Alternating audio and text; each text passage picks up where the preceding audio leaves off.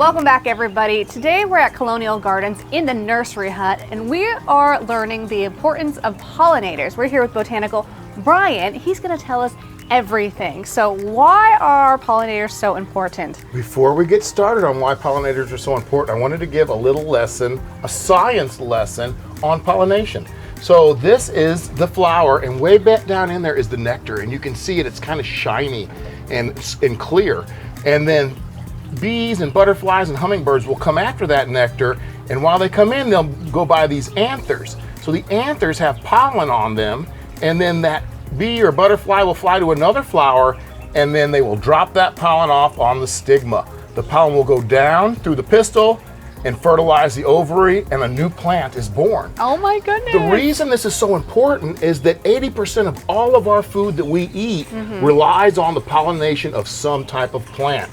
All of the fruits and all of the grains, 100% rely on the pollination of plants. Right. So without pollination, then food as we know it, and most ecosystems as we know it, would not survive. So you talked a little bit about plants, but do shrubs play an importance to pollinators? Yes, as shrubs well? are very important as far as pollinators concerned, and there's so many great shrubs that are good pollinators. This is one right here.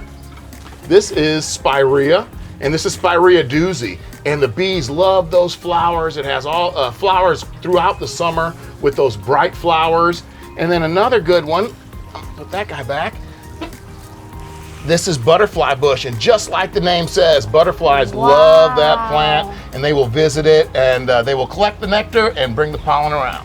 Very cool. So how would you use these in your landscape? Yes, so that's nowadays through breeding and genetics, there's all kinds of dwarf plants and plants for every situation. So now you don't need a giant yard to have pollinator plants. You can use them in nearly every situation right in the flower bed. And if you come on into Colonial Gardens, our nursery professionals can teach you how to use the pollinators properly and in the right spots. Very cool. So are there any other things that we can do to assist and help pollinators? Definitely, there's lots of things that you can do to help pollinators. First of all, when you spray as little as you can, but as little as you need to. But when you do need to, spray insecticides and pesticides that are low impact on our pollinators. Also spray in the evening when the pollinators are not active.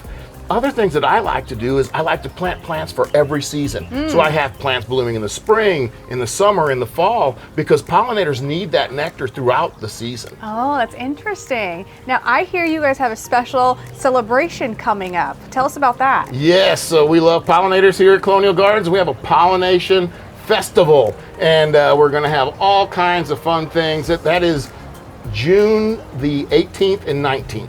Very cool. So what can we expect? How much fun can we expect when we go to the celebration? We're going to have tons of fun. We're going to have a lot of activities for the kids. We're going to have classes for the adults, classes about bees and other pollinators, and then we're going to have a butterfly release where we can all release butterflies to go out and do their job. That's going to be awesome. So how can we find out more information? Where's the website we can visit?